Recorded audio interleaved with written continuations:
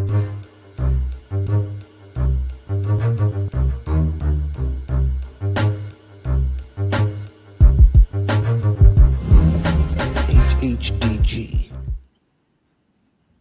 Peace, HHDG. We are on another episode of HHDG Media, the podcast.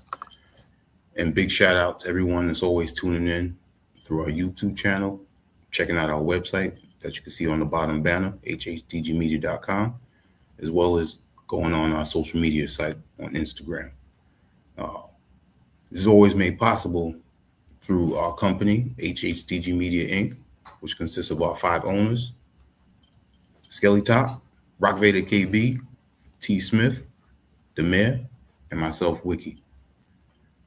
For tonight, we have 2 guests that show that experience and synergy can produce some really dope music. And as of March 6th, when they dropped their new EP, Bonus Room Winter Edition, that made 5 projects that they definitely put together in an amazing way, and definitely something that for any of you hip hop fans, you need to go check it out. Definitely, I would say their growth in hip hop definitely shows throughout each project as well. And the best part about listening to the new EP is I went back and listened to the previous EP, which dropped in 2019, called Bonus Room Summer EP, and definitely could feel how the vibe is based off of not just the 2 of them, but also true meaning of the seasons. Outside of those projects mentioned, their very first one was Mind of a Man, 2019. Another ill project that y'all need to go check out. And they just continuously, after that, with the Bonus Room Summer EP I mentioned, then after that, County of Kings, another dope one. And then 2022, they dropped the album 3. Now, for those not familiar with this Brooklyn MC and this Brooklyn producer, hopefully by tonight, you're definitely going to be clicking the links that I'll be leaving in the comments for y'all go check out their music. But if you are already familiar with them, then you know what they're capable of on production, with the rhymes, and overall creating ill projects, which are definitely a ill audio cinema, especially with an MC that comes with bringing his own soundtrack to our ears. So without further ado, I'd like to introduce, for the first time on HHDG Media Inc., Justo The MC, repping East New York. Peace. Yo, peace. Appreciate you, Ian. Thank you for having me, man. Absolutely. And also, dope producer, returning guest, Maticulous. Yo, what's good, man? Thanks for having me. Absolutely. Good to have you all on here. Yeah, man. Good to be here. Thank you. Now, I'm not too familiar with how each of you met and then also began collaborating. So let the world know how that started. Go ahead, man. You want me to go? All right. So I used to work with Vic Black and DJ Premier and the Gangstar Foundation. That was like one of my first introductions into I guess finding like my own lane or my avenue in this hip hop world. And around what year was that Maticulous that we first linked up? Was that 20? Was it end of 2017? 17.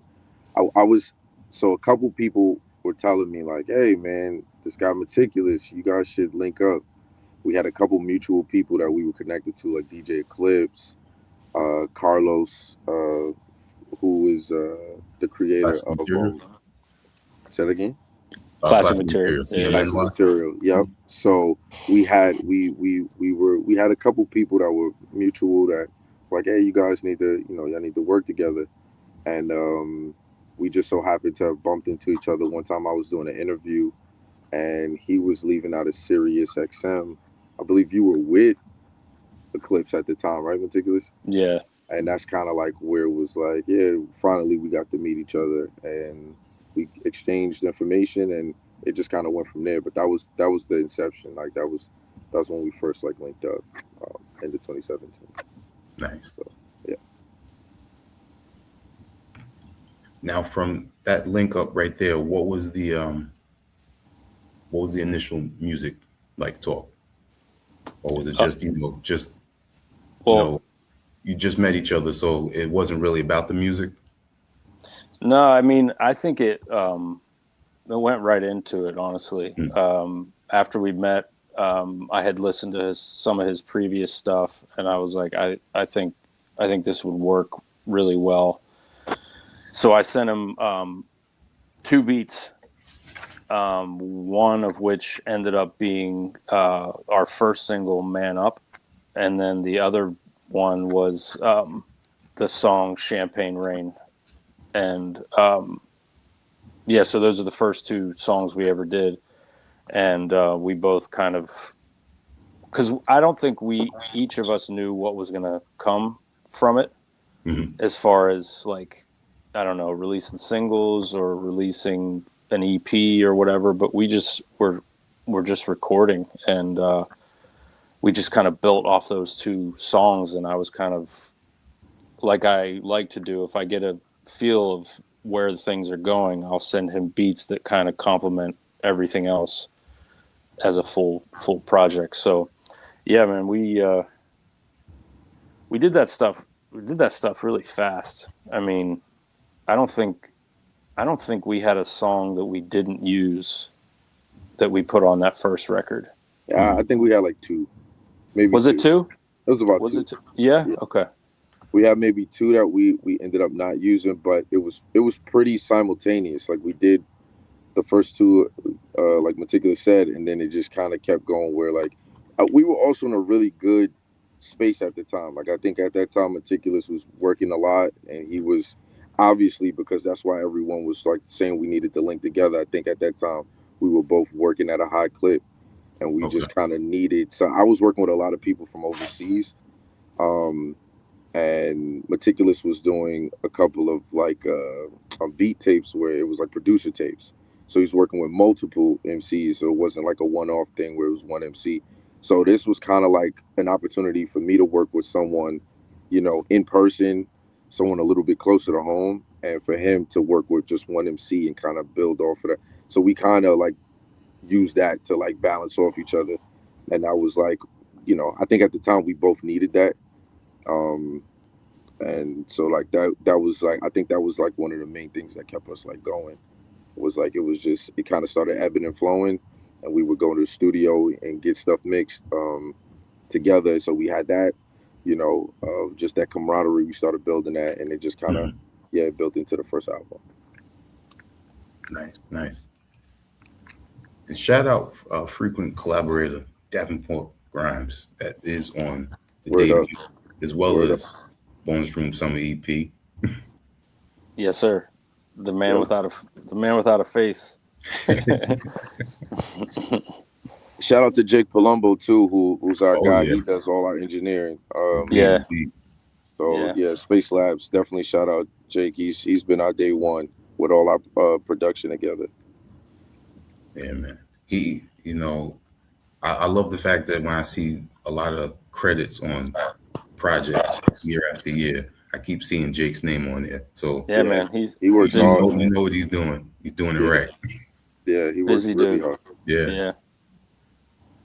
Hey, I love going in there and mixing with him, because we've been working together since 2018, and he knows what I'm looking for.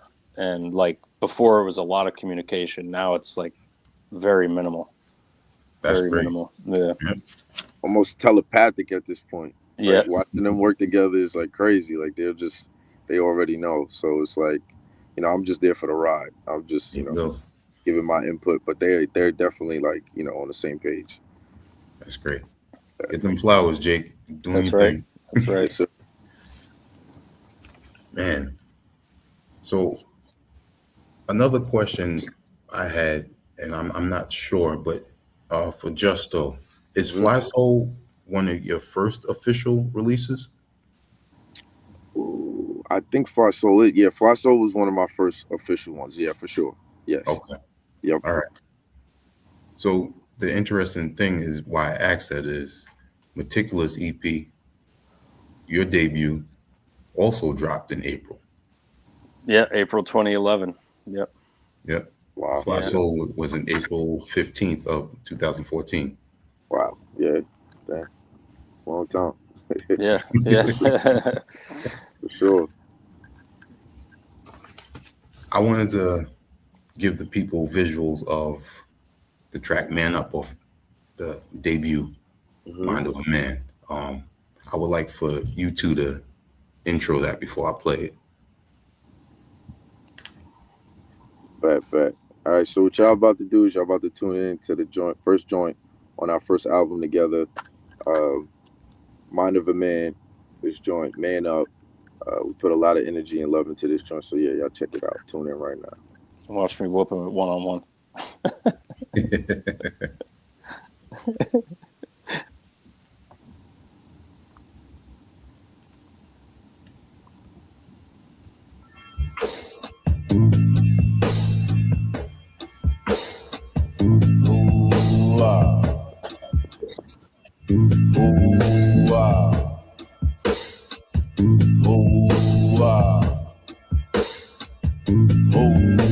Said I flow like water, get turned like a faucet. Word to my daughter, paid to be bosses. Niggas love when they win, but do you learn from your losses? Can you fix when you lost it? Or dip your head underground like an ostrich? Awkward, hold up. Don't mind me, I'm a mind read. Wanna smoke your blunt for a dime breed instead of make your mark in society? Boy, you a real nigga, ain't you? Kind Lux told us about. If you not, I still got my doubts, but some things ain't worth to figure out. I'm out now. I ain't got no problems telling y'all, man up.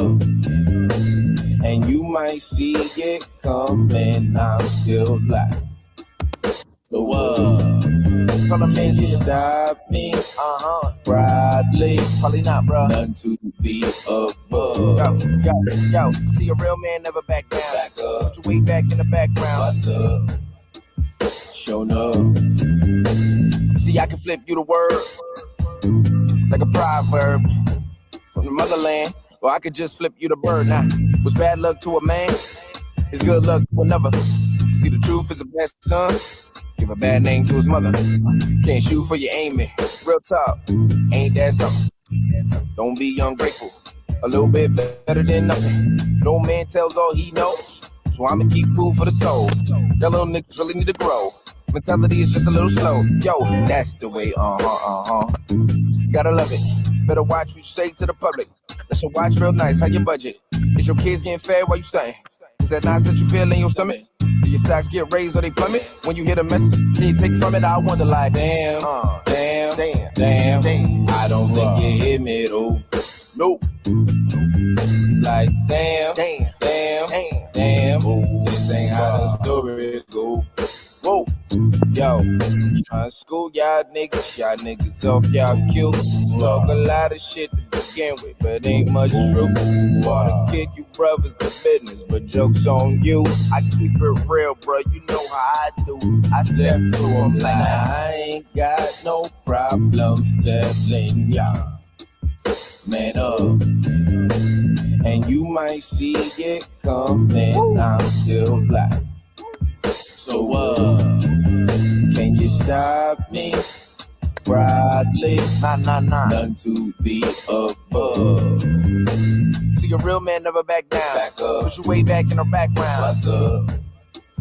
Show up.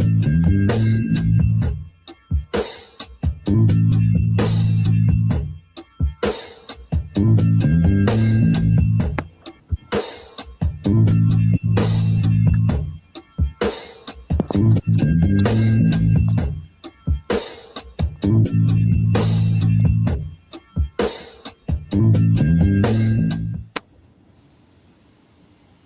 up.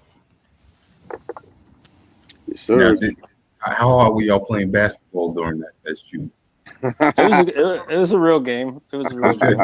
Yeah, it was a real game. Yo, I just hate that they got so many low lights on that joint, bro. I was like, yo, Maticulous wasn't busting me like that, bro. Hey man, I had to talk to they my showed guy. all the buckets. I They had to showed all talk the to my buckets. guy. They showed all the buckets. They showed all your buckets, bro. I was like, dang. We did. Nah, we did. We had fun though. It was We good. did only play a 7 though. We Yeah, only we played. did. Yeah, we did 7. Okay. I think we shot all that stuff first, and then we shot the performance stuff second, if I'm not mistaken. Okay. Yeah, I don't. That was such a while ago. I don't remember. Yeah, but it was a long time. It definitely was in two different like scenes. Like we definitely like did that one, and then did the other stuff, and another shot. So. Yeah. Another reason why I like that track is Justo is showing how versatile you are with the flow. And at the same time, I was wondering when you heard Meticulous's beat for that, how'd you go about how you were going to write this and drive into that? I think because the BPM was a little slow, I was like, I didn't want to rap slow. Mm-hmm. I kind of wanted to do something where it was like a little more engaging because the beat kind of had like a nice little like vibe to it. But I felt like if I would have rapped kind of like slow with it, it could have like slowed the whole vibe down. So I wanted to do something where it was a little more choppy, a little more melodic, like still deal with the melodic style of it. But because it was a simple sample in the sense of there wasn't a lot of extra things going on, that's why you see me doing like you hear like a lot of background stuff, which I love about Meticulous that, you know, he'll keep it simple to the point where it's not boring, but it's not overwhelming. So it's like the MC can get a chance to kind of paint the picture. And so I think that was the opportunity I wanted to take with it, was to just be a little more,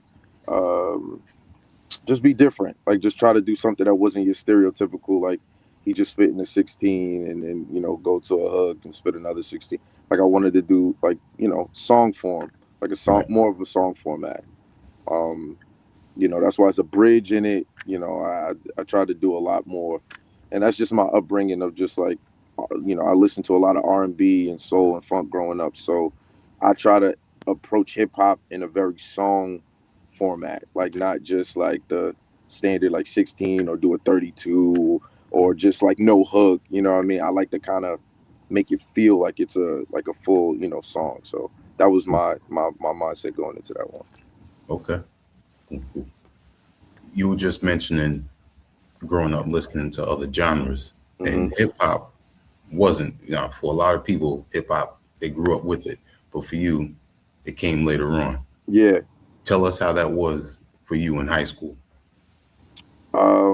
So I grew up in the when what do you call it?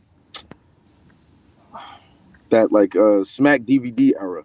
So a lot of the you know, the battle rap, when battle rap was like more mainstream. Yeah. But back then it was the DVDs and stuff. It was before it became URL and all that. So I grew up in that era, like the 04 to 07. That was like my high school era.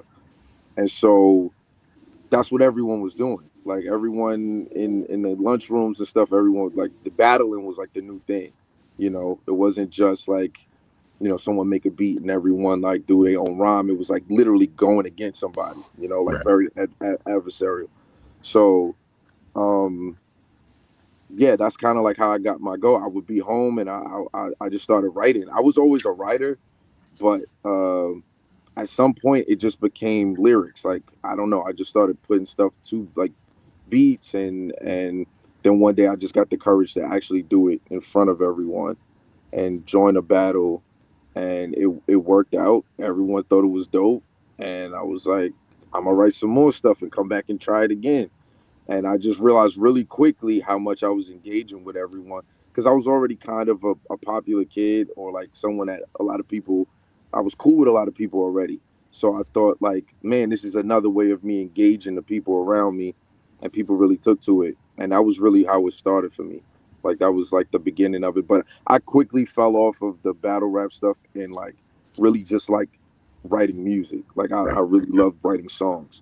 So very quickly, me and a bunch of the best guys that were also the other MCs that I was battling against, we formed a little like rap group, and that was my focus for like my from the end of my sophomore year, I believe, or maybe early junior year till I graduated. Like that's all we did every day.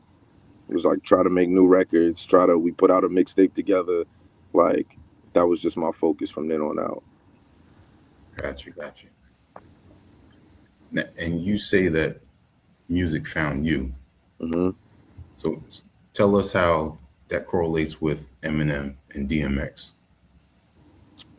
When I was, I don't know, like 9, maybe 10 years old, uh, my mom at the time, my parents are divorced or whatever, right? So my mom, she was dating this guy, and he would uh he would pick us up to go pick up my mom in the city, and he would always play like records. He would just have CDs or whatever. And I remember he would play stuff that he probably shouldn't have been playing for around 10-year Mhm. old and a 9-year old. My sister was 9 at the time, but he would play stuff like Marshall Mathers LP, and he would play. And at the time, DMX had dropped, and then there was X. I think that was like what his third or fourth studio album. His third, I think. And so he would play those albums like on rotation. And I remember just being a kid in the back seat, like, what the hell is this, bro? Like this, it was just like I wasn't used to listen because my parents didn't listen to like hip hop that hard. Mhm. They didn't listen to stuff like. I mean, my mom did listen to like DMX and stuff, but like never full albums, never like in that close kind of proximity. Well, usually it's at the house. I could go in the back room. I don't have to listen to whatever she listened to, but it was nowhere to go. And he had this big Escalade too, so the music was bopping, bro. You could hear everything. And if anyone knows those two albums, like those albums are some of the most cinematic. There's a lot of storylines. There's a lot of skits. There's a lot of aggression. There's a lot of like darkness in both of those albums. And so to have that, especially in the time where I was going through a lot as a kid that I didn't understand how to express, Mhm. it just clicked. Like there's something about it was like mortifying, but at the same time, it was like, yo, I wish I could do something like this. Like I wish people could understand what I'm feeling and like put it in a format where like if they hear it, they're in that world. Cause I felt like I was in M's world. I felt like I was in DMX's world. You know what I mean? And to me, that changed my life. Those two albums, being in the back car, having to listen to those albums all the way from Brooklyn to Manhattan, changed my life. So, yeah, those two albums are really special to me. Yeah, it is. That's a true example of music being therapy. Yeah, yeah, 100%. So for Meticulous, how is music therapy for you? Like, is there a go-to type of genre, or is it depending on your day or your mood? Yeah, it definitely depends on the day and the mood, but I love, I mean, like Stevie Wonder, Donny Hathaway, Marvin Gaye. Um, I mean, D'Angelo, R.I.P., Raphael Sadiq. Word. Yeah, it depends on what kind of therapy I need. If I need some like MOP shit, I'll do that. But if Mhm. it's just like I'm doing the dishes, like I'm listening to some like 70s R&B or 90s R&B or something like that. Gotcha. Yeah, usually in the morning when I'm doing my workout routine, I usually listen to jazz music on Yeah, WBGO. yeah. Or I can't forget about my yacht rock. I love Oh, yacht Yacht rock. Rock Oh is yeah, yeah. elite, bro. Elite, That's yeah, elite. I finally watched that documentary on that too. So good, Really man. good. It's so phenomenal, good. phenomenal. Amazing. So good. Shout out Michael McDonald, the GOAT. Hell yeah. Indeed. Yeah. Yep. Wow. Actually, funny story. My family went to Disney in 2022, and we're walking in. I think it was Epcot, where they have the Worlds, and Ambrosia was playing. It was crazy. Wow. They sounded great. It was great. But yeah.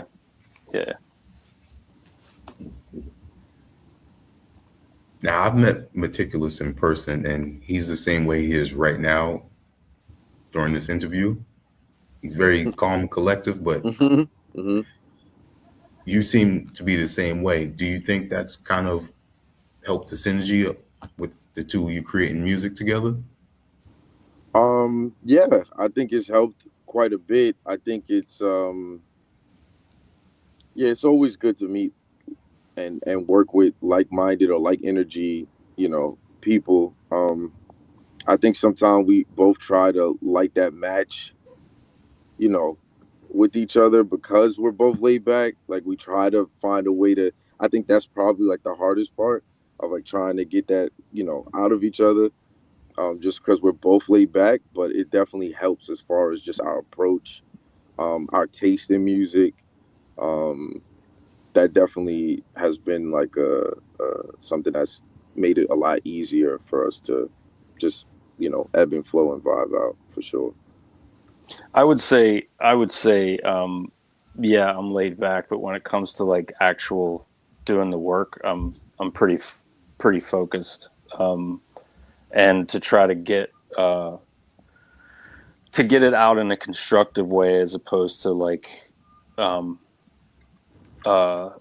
the opposite way is sometimes difficult working, because I am super focused because I care about the music a lot. So trying to get the best out of every, like whether it be the lyrics or what can I do more for my part, or what can be done better in the mix or the master. Yeah, that's true. He's laid back, but when it comes to that part, like his name is Maticulous for a reason, bro. Like it's never like he's never raising his voice or anything. So in that sense, like it's still laid back, but it's very like, nope, that's not it. Nope, let's do it again. Nope, that like so he's definitely not laid back when it comes to that. He's 100% right. I'm like Bobby Knight in the studio throwing Bro, chairs. OD, yeah, OD. He just don't throw the chairs, but like, but like, yeah, for sure. Cool. Now, Maticulous, listening to your production from the EP to No Caps, the projects that you worked with Justo with, and even with the Expanse, you could hear the evolution in your production. And like Justo was mentioning before about those certain projects that inspired him being cinematic, when you listen to your work, I hear that as well. Thank you. I appreciate that. When it comes to how you creating your production, with me mentioning those projects, where do you see yourself as far as that evolution, like in certain aspects that I'm grateful for it, because I know it's happening and it's continuing to happen. I just, when I sit down and I start to work, I have to be moved first. Like I have to feel what I'm doing.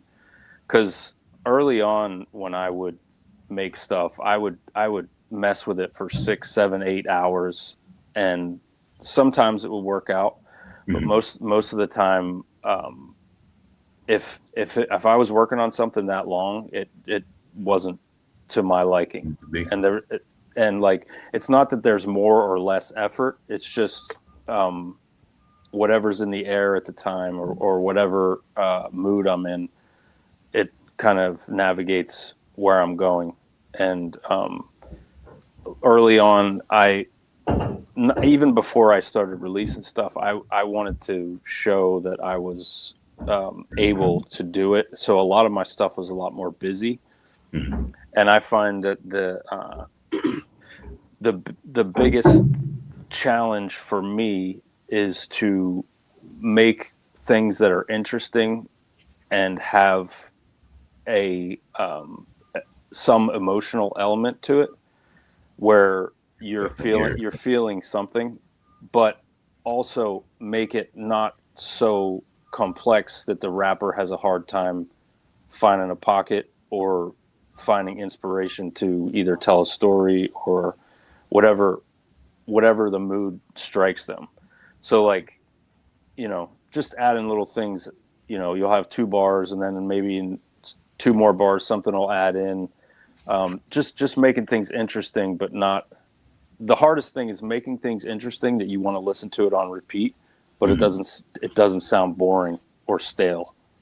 So that's yeah. A project that comes to mind with what you're talking about is Never Present with the Audible Doctor. That was on 3. 3, that's right. Yeah. Yep.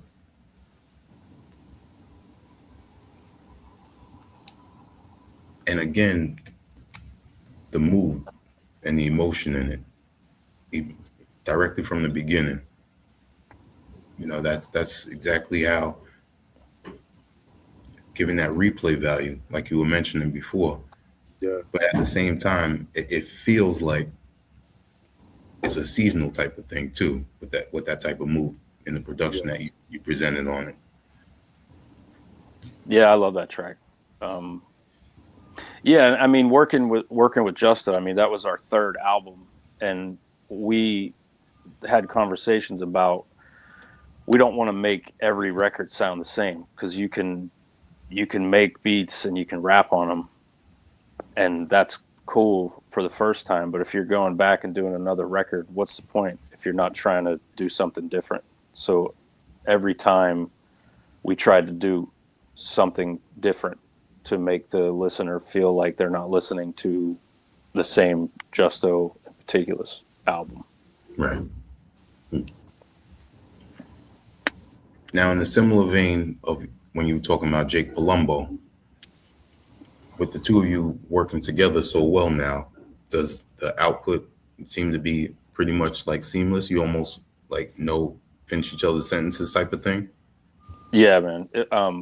I mean,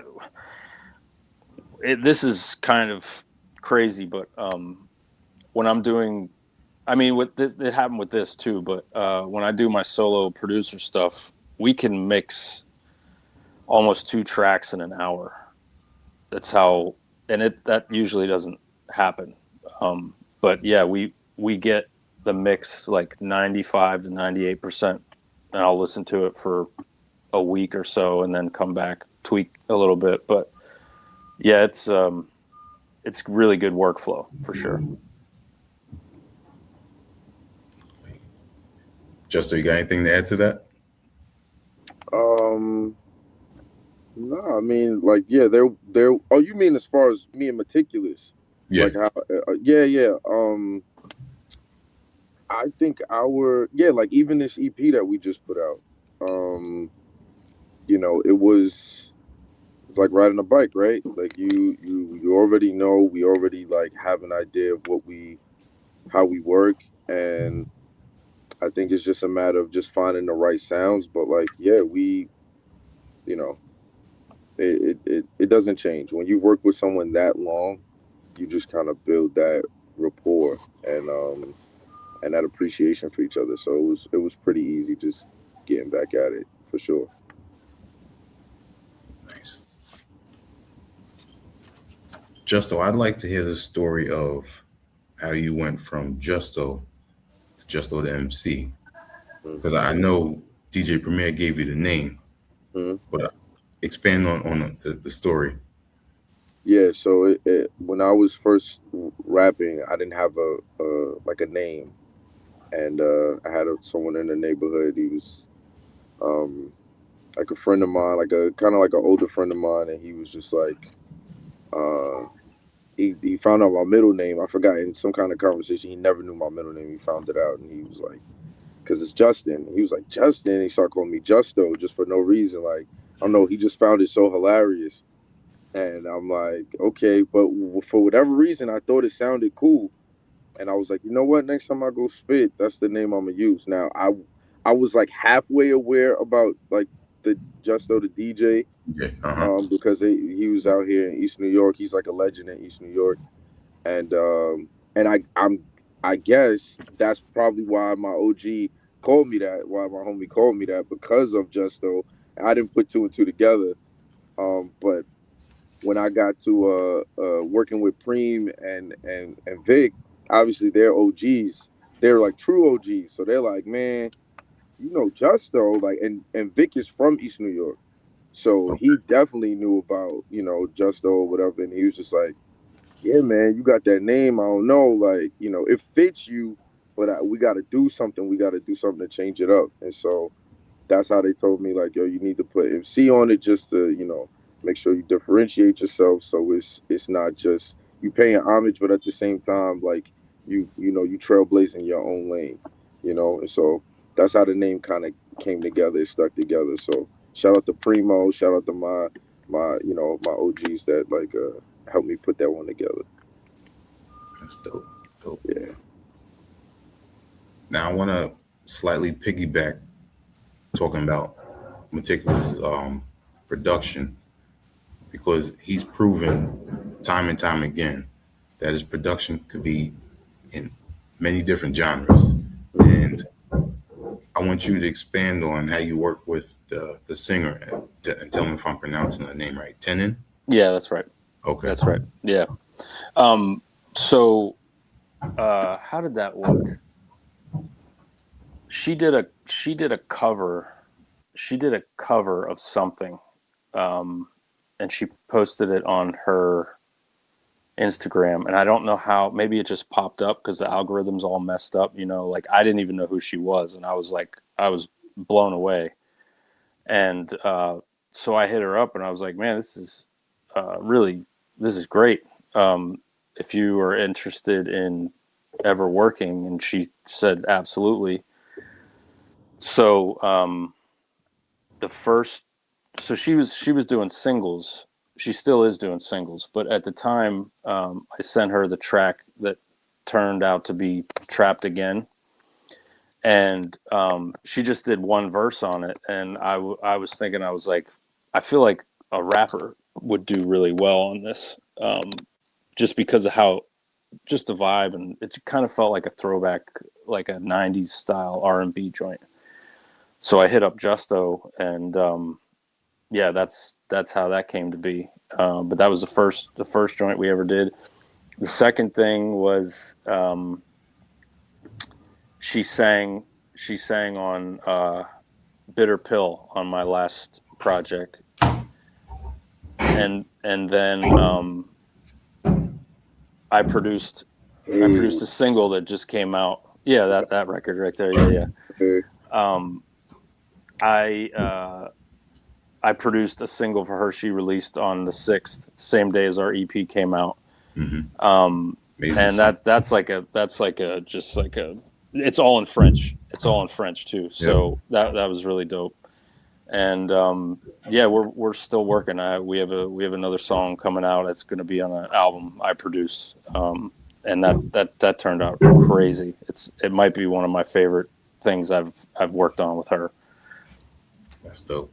That'll be out later this year. I played the song a few times at home, and my oldest son, he took French. Oh yeah, he picked up on that's dope. A lot that she was singing on the song, so that was pretty cool. Yeah, that's crazy. All right.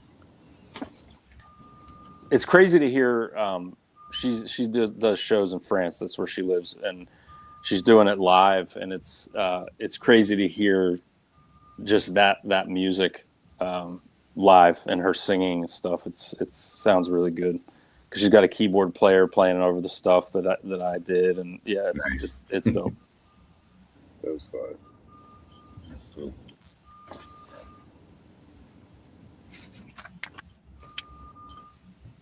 My how do I say this?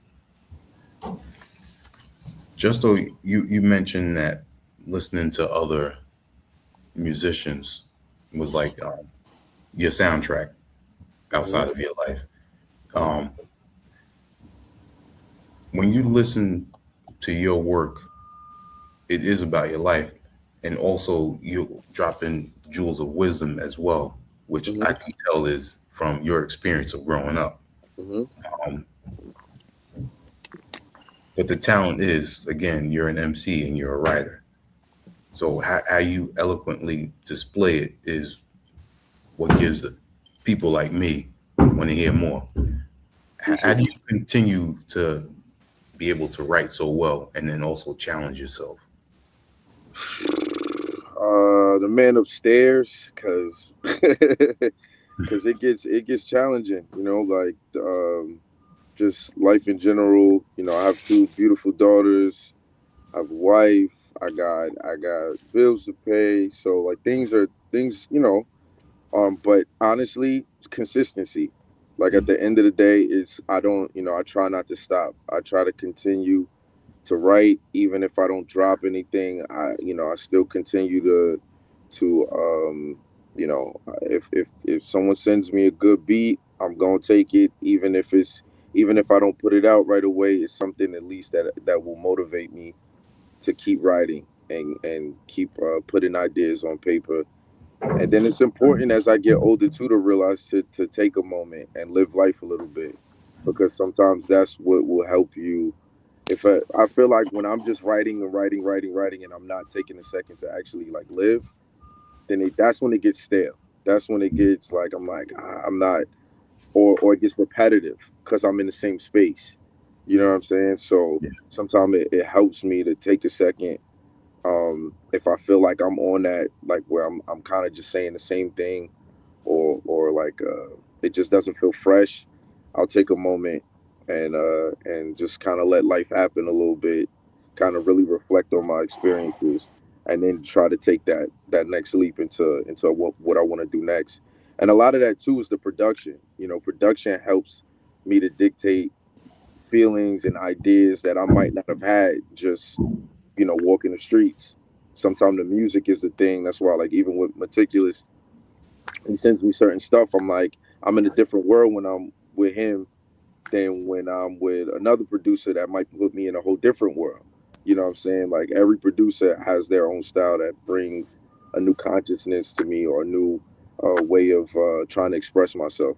So it's a lot of things that go into it, but at the end of the day, like, really only God keep me going, because it is hard to try to think of new things Mhm. and retell your story in different ways.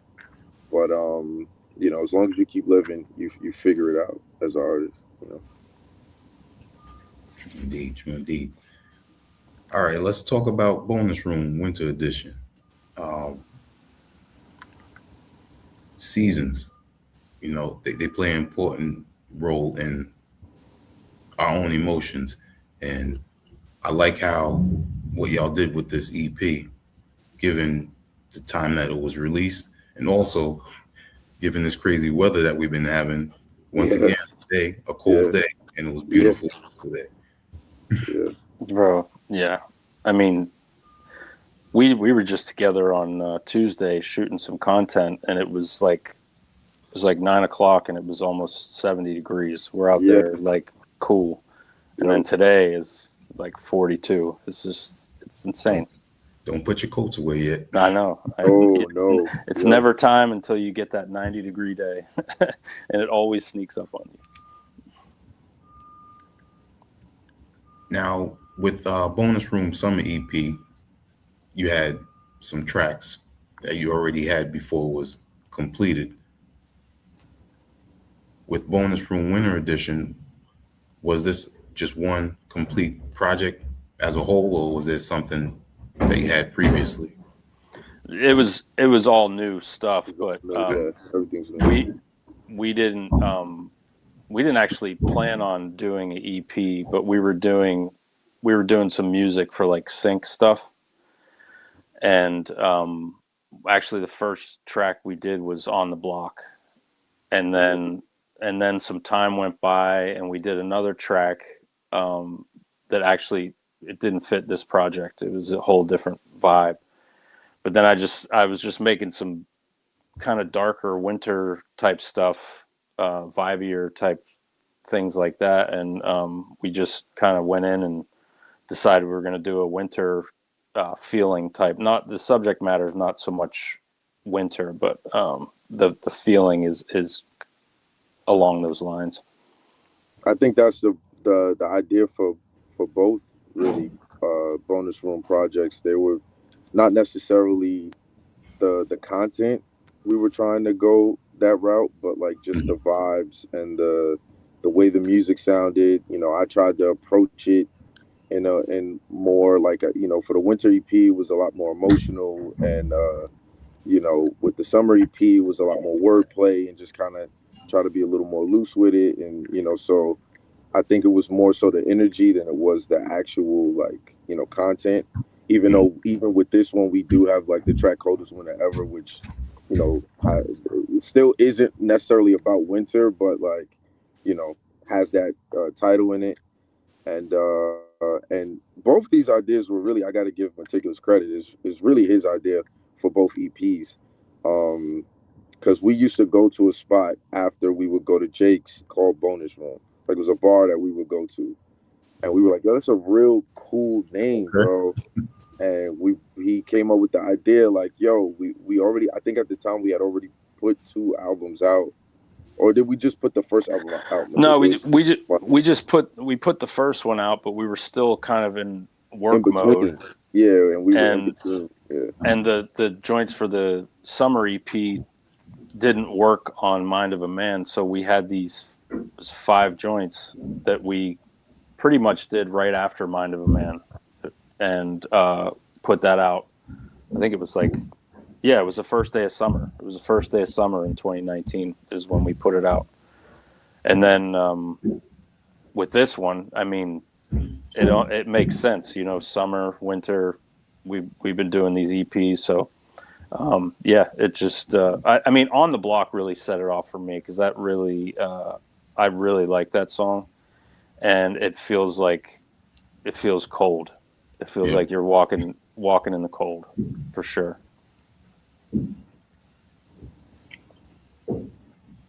So my question is, what made you decide to do this now?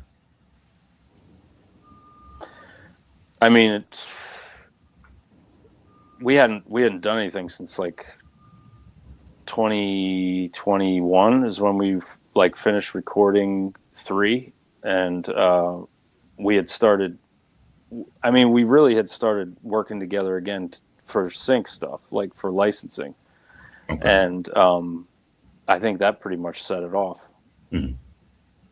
Yeah, and it was more so like a reunion kind of thing, because I think when you do 3 albums with someone and an EP and a couple singles, it's like you don't want to keep, we branched out a little bit. It was just hard for us to, I think we got to a point where it was like, what do we do next? And I think it was, we started branching out a little bit, but you always get that, you always want to work with your like-minded artists, you always want to go back and right. Just try to bring new energy back to the whole thing. And I think that was, it was just perfect timing. Like, it just worked out. Like, it was just really good timing. Plus, I mean, whenever we were in that run, we were hanging out a good bit during that time. So I think better music comes from personal interactions and just life stuff that's not music related. So then it kind of comes back around whenever you're being creative. Yeah, and we've definitely built a friendship over these years.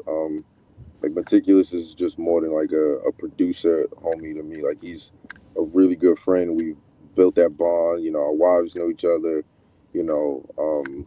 Our kids haven't. The weird thing is, our kids have not been able to hang out that much. I mean, Meticulous' daughter's a little bit older than my girls, but I mean, they know of each other. Like, everyone knows of each other. But me and Meticulous have really built a friendship. So it was good to get back in the studio. Good to get back into just making records and just talking about life, like you said. So it was a good opportunity all the way around. That's great. And all 5 tracks you work together in the studio? No. He sends me the music because I live in Jersey, so I'm not in New York except for when I'm working. Like, I work in New York, but I live in Jersey and I have my own setup. He has his own setup, so just to make it easy and efficient. He just sends me the beats. I get everything done recording wise at home, and then we get everything mixed together. So that's our way of bringing it all together. Is when we do the mix, we go to Space Lab and we get it done that way. So we've built that over the years of like, he sends the beats, I track everything out and record it, and we're mad efficient with it too, because he'll send it to me. When I record everything, I take stem everything out myself, my vocals, Okay. give it to him that way, so he doesn't have to worry about that. It's already lined up for him, and then he can move the beats around however he needs to move the stems for the beat around. And then when we go to Jake, he has everything already stemmed out. So the vocals are already stemmed out, the beat tracks are already stemmed out.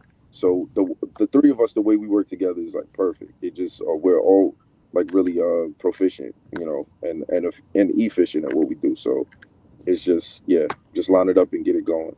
Yeah, that's one of my favorite parts of the process is getting vocals and doing arrangements and just kind of hearing and seeing the song come to life.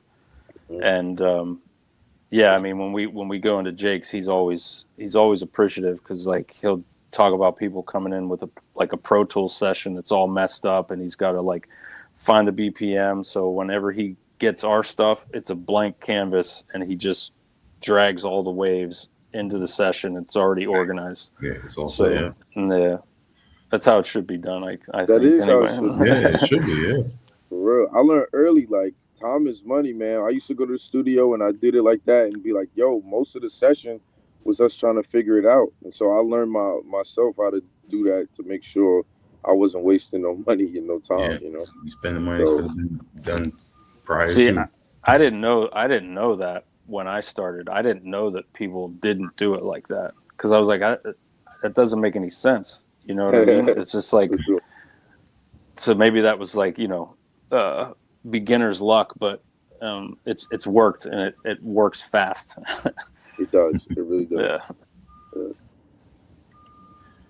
Maticulous, with the production on here, where was your vision at, aside from just the winter? Because you have elements on here that can be dreamy, they can be jazzy, and other times it's just straight melodic. Like, it reminds me of some certain older black and white films. Oh, like dope. when there was like a silent montage. That's dope. I mean, for the last, I would say since I started recording the Expanse album, just been on some moody vibes. Just trying to sound like myself, but also give some more layers to my work over the years. So a lot of these joints, I think I only made 2 of them, 2 of the 5 specifically for this project, because I knew where it was going. But the other 3 I had already. And once we did On the Block and decided we were going to do a winter type vibe, I just kind of stayed in that lane. All right. So let's do this. Let's talk about the production track by track, starting with the warm up. All right. So that track actually was the only track that I had for a while, because I was working on an album with another artist, and it did not come out. So I definitely picked that beat out of that album for this project. So that was the first track. And to hear him do something different than I had already heard was kind of crazy, because I'd been hearing the other reference for like 6 months or whatever. Right. So so that trying to think of how it goes in my head, just some like, some vibey stuff. And I didn't necessarily think that song was a winter type situation, but when I sent him something, and he said he wasn't able to come up with something right, so I sent him this one, and he's like, yeah, let's do this one, And then track 2 on the block, like I said, just making some dark stuff, and we were like I said, making some stuff for Sync, and we had that track. We had it for a couple months, I think. Yeah, for a little bit. Couple months, yeah. And the inspiration was basically like a street scene, like paint a street scene. And I actually fought for that song to be on this project because Justo didn't like it. He didn't like it for a while. I'm like, are you crazy? Like, wow, what was wrong with it? No, it wasn't that I didn't like it. I'm very compartmentalized in the way I think, and we made it for Sync. So in my mind, it was for Sync. Like I didn't, I never saw it as like a album song or an EP song or any kind of, because I didn't approach it that way.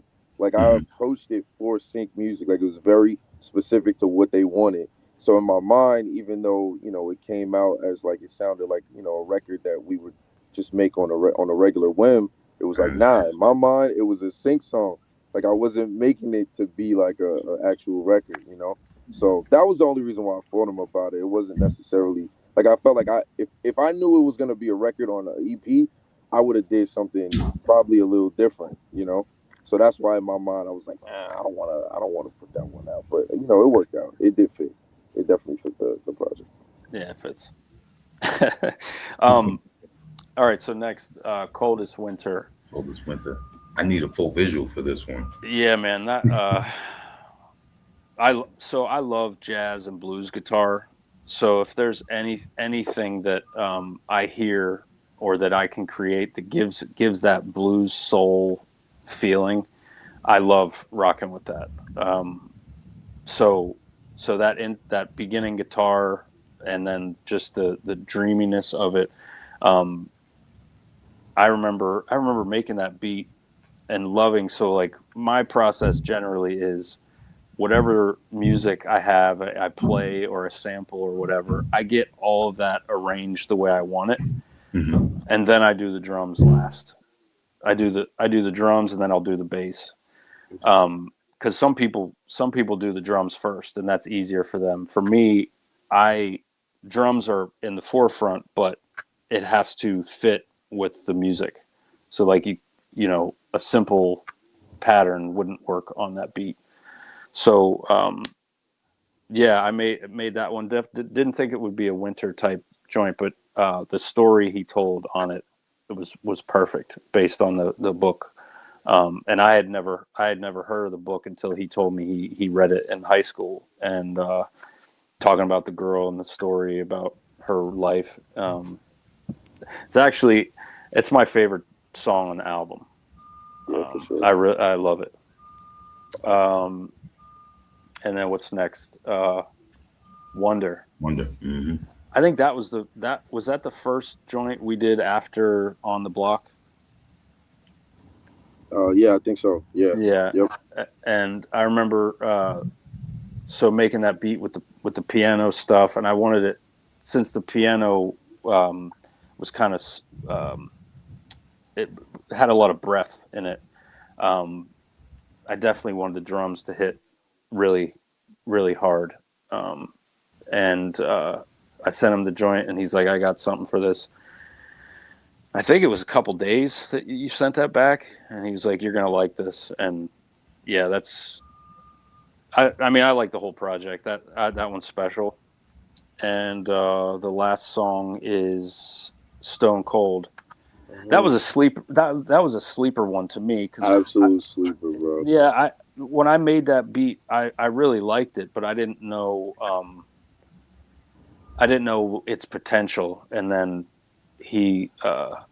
what he did to it, it just kind of brought everything together perfectly. Yeah, just really a good song for sure. Definitely. I gotta say, for this EP, listening to it, traveling on the buses and trains, and then being able to sit down at home and play on my system, just gives me a completely different vibe. Like I hear the sonics a lot more. And I think it's because, there's a lot of other white noise going on, but Oh, when you Yeah, play, yeah. Yeah. it drives me nuts, especially when I'm in the process of mixing a project, and like I can listen to it at home, but when I try to break stuff down on the subway in these headphones or whatever, it just drives me nuts because all I hear is just other things, and I'm like, does it knock hard enough? Just that battle you go through as a producer. But yeah, I'm glad it sounds good for you at the crib. Are you still using all the same equipment, Maticulous? Yeah, I mean, yeah, I still have my 2000 XL. I have a VST keyboard, and yeah, man, I'm minimal.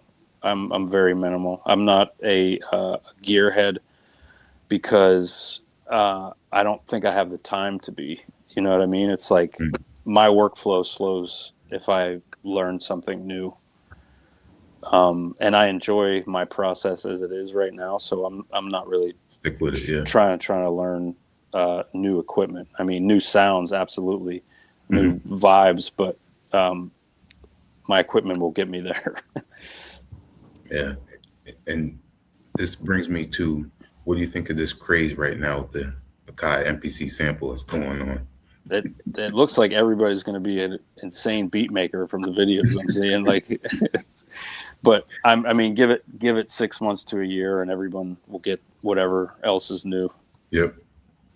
Yeah. I mean, maybe down the line, because it is so small, and oh shit, my phone dropped. It is so small and portable. I would, whenever whoever bought one and gives up making beats, maybe I'll get one on resale. Yep.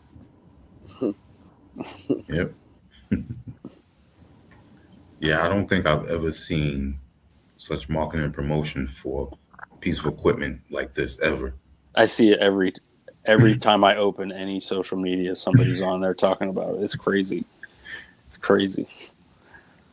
Wonder what their stocks are right now. This. Oh man. For you, Justo, being that you record at home, has your equipment evolved?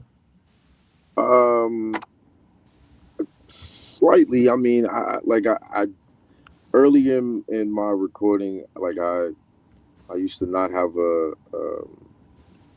what do you call it? Like I used to only record through the laptop, which was terrible. That was like a really bad idea. So I made sure I got me a Scarlett, so, and that's changed everything. I got a Shure, I think a SM27. This is a good mic. It's a condenser though, so it does pick up everything. So it sucks sometimes. Like, I try not to record like when my family's like around, because you'll hear that joint in the back. Like when I'm cutting up stuff, I'm like, oh man, you can literally hear it, because the condenser picks up everything. A dynamic mic won't, is a little more controlled. But I love the condensers because you can, you get a real feel of like the vocal and stuff. So, but yeah, outside of that, go ahead. Yeah. You had a different mic for Mind of a Man though, right? Yeah. That was a minute ago. Yeah. So, yeah. But the one I have now is much better as far as to, personally for me. I feel like I think there was certain things about that other mic though that had, because it was so raw, so it did make my vocal sound a lot more raw. But I was gonna say that too. I think Mind of a Man would have sounded way different in a not a good way if you didn't have that old mic, because I think those vocals, the way they sounded, fit that record perfectly. Yeah. No, they were much more raw, but yeah, nowadays I'm pretty much like Maticulous too. I don't like to get a whole bunch of extra, because honestly, at the end of the day, you don't really need it. Like, you just need something that gives you good enough quality. Right. And if you're blessed to have enough, bread to have the whole big shebang, then good for you.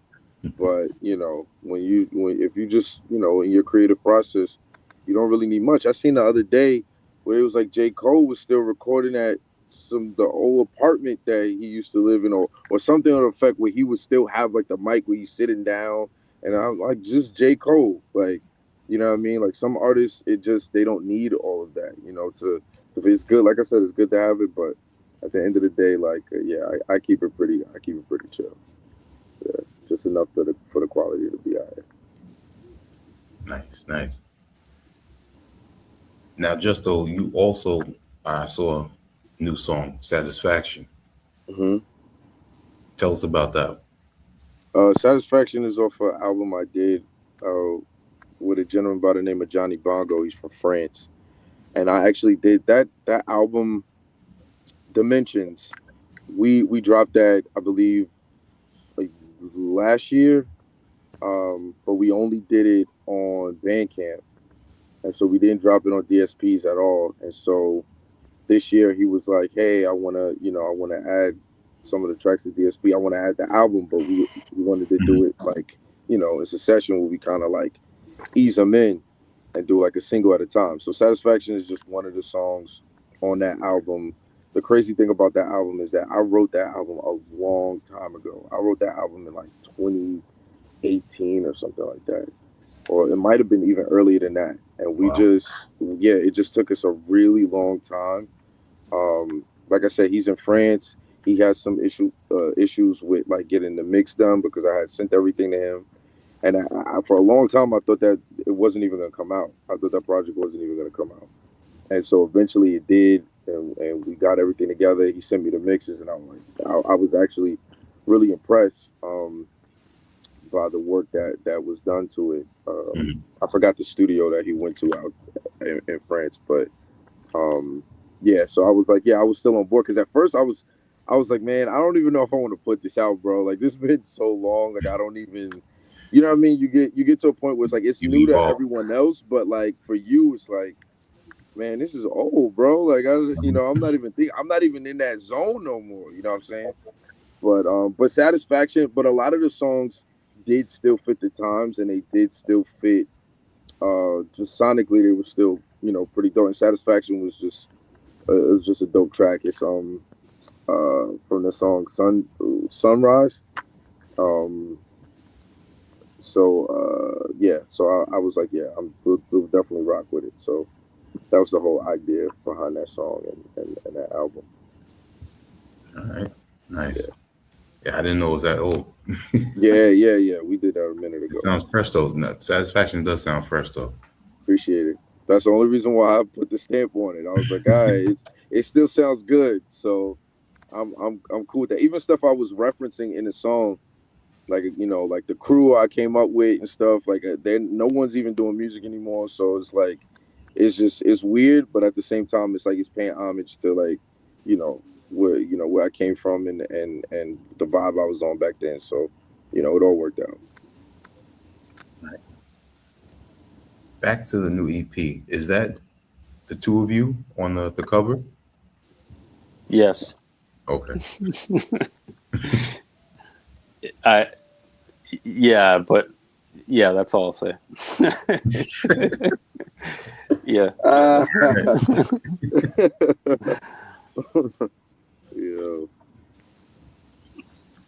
Any possibility of Bonus Room Winter Edition as well as Summer Edition being on CD? Man, we thought about that. We thought about doing that. Maybe, yeah. I think, it would be a nice little thing to have as a physical because it would be 10 joints. But yeah, maybe in the future we'll do it. Like merge the two? Yeah, that'd be cool. Yeah. Yep. Justo, what inspiration from your past has been a big reflection in your storytelling?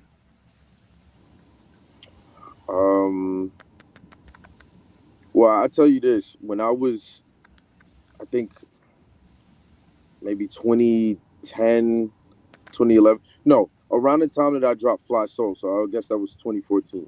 I had dropped Fly Soul, and I remember a guy had wrote something about it.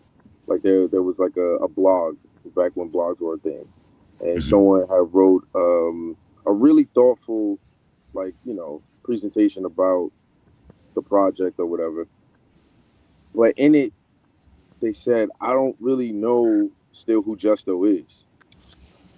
They were like, he's dope and the music is fire, and like I feel like he's a great lyricist, but I didn't really, I don't really know who he is like as a person. Like basically saying like it wasn't very personal, and I don't know. I took that to heart. I really did, because I feel like music is a form of expression. It's a part of me. So it was interesting for someone to hear it and have like such a detailed, like, idea of what I did and not still know who I was. Yeah. So from that point on, I made it my business to be more of myself, because I feel like when I first started writing and rapping, it's all about proving yourself lyrically. You know what I mean? Like everything is about, showing off your lyrical skill, braggadocious, like that whole like, bravado kind of like style. And I think I took that part to heart. Like I really wanted to maintain like, yo, I'm that MC, I'm that guy, I'm that dude.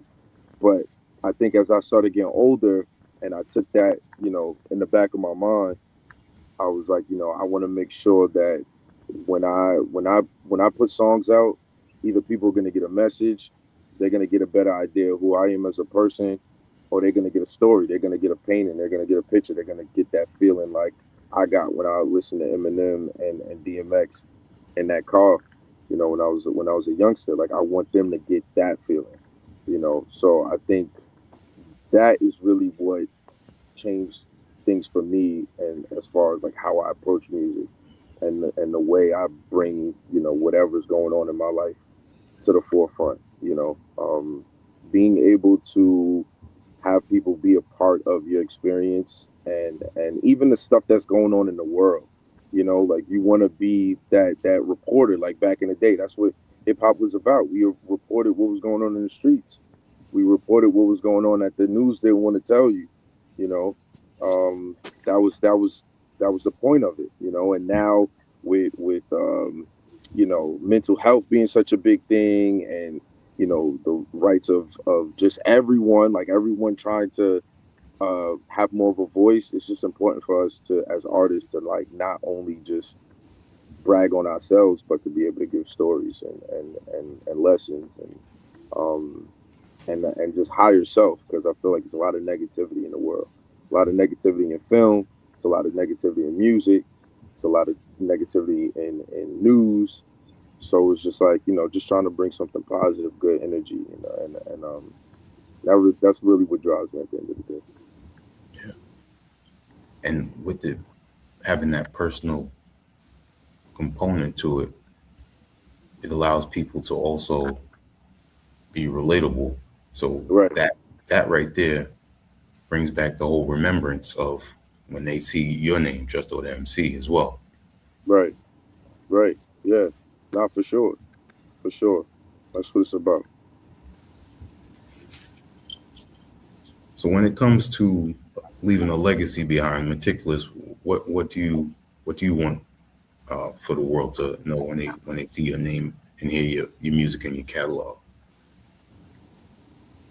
That's a great question. That's tough to answer because 10, 15 years ago, I would have said something different. I like when I started, I wanted to be the greatest of all time. Like that's what I wanted. I wanted like people to remember like, but I don't think that's possible. Especially in today's climate where there's so many producers, there's so many MCs, there's so much music that comes out all the time, and the way people consume music is so different. Very true. Yeah. Like even now, like when I buy a piece of music, and mostly it's vinyl, like I have a more personal relationship with that record.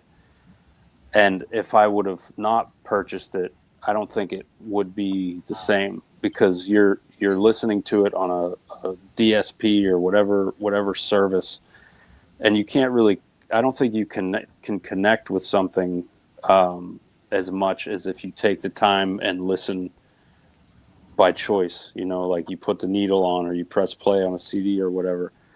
But to answer that, your question is, I want to contribute music that whoever buys it is affected in a way that I was affected when I decided I want to make music. Like, I was inspired by these legends to make me want to do this, and maybe either it's just a listener or if it's somebody who's aspiring themselves, to give them that same feeling, and it's priceless. Yeah, it's amazing. One thing I wanted to bring up, because I've tasted both of them. Maticulous released 2 beers. How many producers you know have done that? And Justo, you also as a beer drinker, what did you think when this was announced, and what did you think of them? I'm not surprised at all. If you know anything about Maticulous, he loves beer. He's almost like a beer connoisseur. Like, and I don't mean it in a way of like he's an alcoholic. I mean, like, when he goes to get a drink, like, he's very particular about it. Like, he cares a lot. Like, his name really, like, people really don't understand his name as it really is, like, what his name is. Like, when it comes to stuff he cares about, like whether it's food, whether it's his drinks, how he approaches music, dude is very particular, very meticulous about it. So I was not surprised that he decided to get into it. I was in a sense of like, I didn't like seeing him on a can was kind of crazy. Like, that was wild. Like, I'm like, wow. But like, you know, if he's gonna drink something, I'm not surprised he's also gonna be like, let me be a part of how this thing gonna get made. Like, you know. So but they taste great. I'm not surprised about that either, because he has really good taste when it comes to that. So but yeah, I agree with you. I don't know anybody who's done that in the music game, as far as like, you know, on a come up, still being able to get their name on something. Like, that's pretty dope. So yeah. Shout out to 18th Ward. They did both. The first one, I actually got to go to the brewery and help them do the batch that was the No Caps IPA. The second one I wasn't able to, because they were moving locations and stuff. But yeah, they did a great job, and the artwork translated really well on both cans. It was dope. Hey, really Maticulous, are those the guys that? I'm sorry, I'm Ian. Were those the guys that we went to? We were rehearsing for a show. Yeah, and we ended up. Yo, that was one of the best birthdays I ever had, bro. That was on your birthday? Yes, it was like a day or two before it, I think. Oh shit! Oh man, yeah. I forgot, because that was one of me and Maticulous, like, that was one of our craziest moments. Like, we were rehearsing for a show, but it was in their spot, right? It was where they like. Yeah, it was in their spot. It was a brew pub, basically. Right. And they did a lot of their beer there, and then they had a spot on Long Island, but they have since moved upstate New York. But so I asked the owner if he, like, they didn't open on weeknights during certain parts of the year, and he's like, you know, we have our system. If you want to rehearse there, like, do it. So we just. And they left all the taps open and everything. They gave us all the drinks, man. They said whatever y'all want. Yeah, so we were just sampling the beverages while we were rehearsing. That was actually I think that was our first show. Our first show we were rehearsing for. Was it the first ever? I think it was for the Paperbox show that we did for Mind of a Man. Okay. Wow. Yeah. Man, it was dope though. That was crazy. Yeah. That was crazy. Man, I definitely enjoyed this talk, and that was great to find out about the beer. I'm glad I asked about it. Yeah, yeah. But Once again, people, Bonus Room Winter Edition is out now. You can go to the Bandcamp. I put up the link once again. Definitely appreciate Justo the MC and Maticulous taking the time to speak with us, not only about new music, but also their come up. yep. Appreciate the two of you. Nah, I appreciate you, Ian. Thanks, bro. Bless you, Appreciate it. Peace. Definitely give you shout outs before y'all go, and also let everyone know they can reach out to you. Go ahead, man. You know what I mean? All right. I'm just shout obviously to you, Ian, Maticulous, my family, yeah, everyone who's holding me down. Appreciate you guys. And you can find me at Justo the MC, Instagram, Twitter, it's all the same, at Justo the MC, all one word. Yeah, man. I'm just Maticulous on Instagram, Maticulous21 on Twitter, and I just joined TikTok begrudgingly because I'm hearing the engagement and the user ability to actually see what you're posting, and that's Maticulous21. And Bandcamp is maticulous21.bandcamp.com. And yeah, definitely shout out to you, man. Like, this dude, he's a real supporter of the culture. I mean, he's, Appreciate everything I've ever done, he's supported. So yeah, thank you, man, for sure. Appreciate it. Appreciate that. And on behalf of our HHDG Media crew, we're gonna say peace.